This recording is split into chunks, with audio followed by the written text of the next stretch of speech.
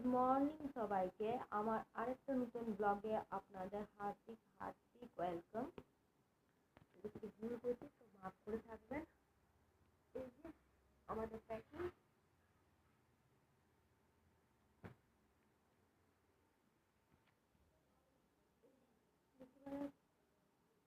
এই যে ওম বাবা ব্যাগগুলো ঘুমাচ্ছে। আমি কাজ করছি মানে প্যাকিং করা। কালকে রাত 12টা 1টা অবধি প্যাকিং করলাম, ঠিক আছে। আপনার দেখবে ওম বাবা মানুষদের রুমে নিয়ে যায়।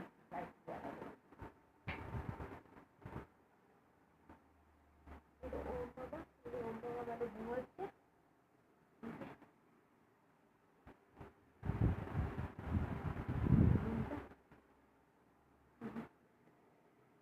দেখতে পাচ্ছেন?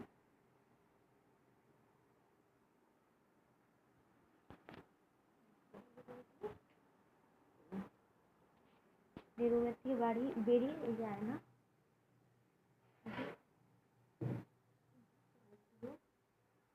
টিভিটা ঢাকা দিয়ে দিচ্ছি। Cover,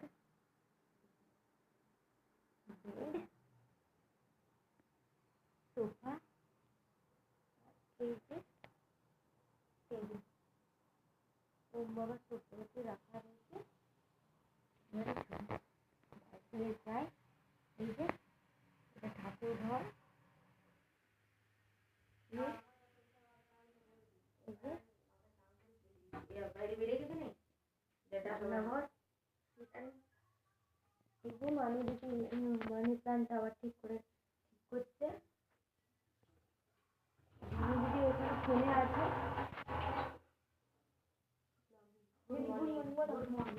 good morning guys. আজকে আমরা বাঁকুড়ার জন্য বার হচ্ছে। আরে জল দিতে প্লান্টগুলোকে।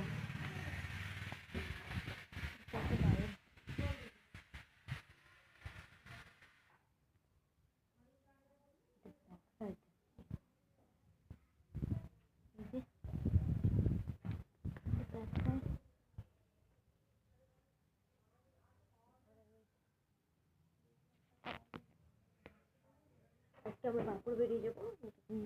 আমাদের ট্রেন রয়েছে ওই 3:30টার টাইমে।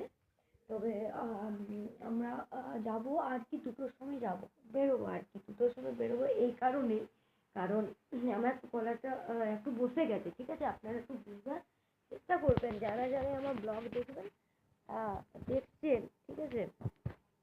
এই যে একটু বোঝার চেষ্টা করবেন।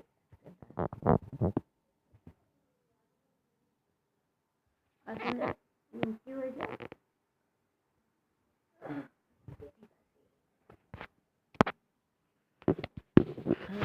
তো আজকে আমরা বাঁকুড়ার জন্য বেরিয়ে যাবো, কারণ আমাদের ট্রেন হয়েছে 3:30টায়।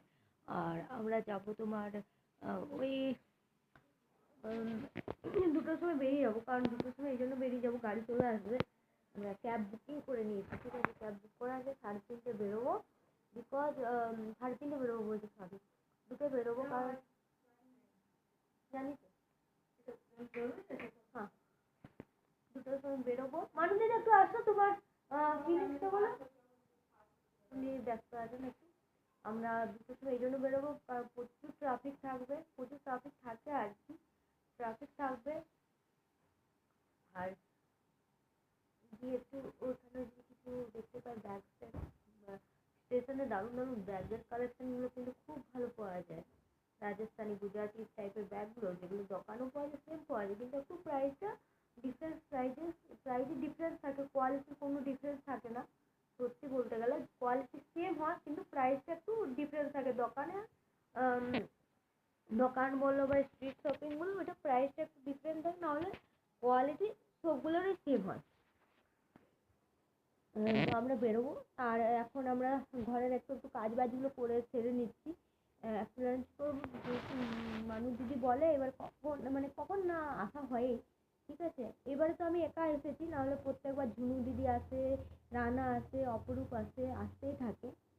তো এবারে আমরা একটু বললাম যে একটু ঘর দুয়ারগুলো একটু ক্লিন করে নিই।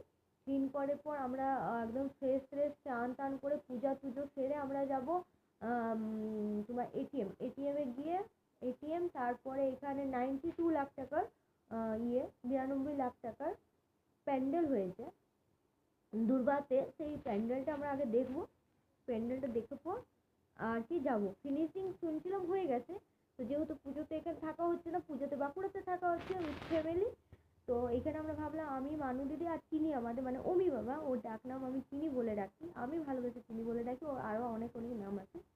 তো তারপর আমরা প্যান্ডেল দেখতে যাবো, প্যান্ডেল ট্যান্ডেল দেখে ওখান দিয়ে ঘুরে এসে আমরা খাওয়া দাওয়া করে বেরিয়ে পড়বো। আচ্ছা একটু কিছু বলে দাও একটু, যেহেতু তুমি আজকে রাত্রি থেকে বাঁকুড়া যাচ্ছ, বলো। আজকে আমরা দুপুর দুটোর পরে বেরোবো এখান থেকে, তাহলে এবারে বাঁকুড়ায় দেখা হবে।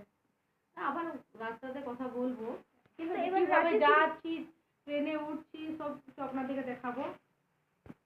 এদিকটা দেখা, ওই যে ওটা দেখাস না, তারপরে ঠিক আছে। তো চলুন, যেহেতু এখন অনেক কাজ আছে, বাজে তো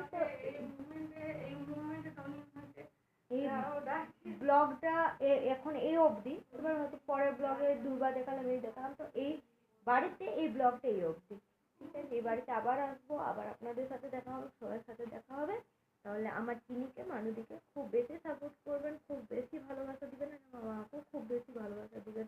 আর এখান থেকে আপনাদেরকে জানাচ্ছি আগের থেকে শারদীয় শুভেচ্ছা। আপনাদের সবার দুর্গাপুজো অনেক ভালো হোক, আর আপনারাও বলবেন আমাদেরও দুর্গাপুজো যেন ভালো হোক ভগবানের আশীর্বাদে।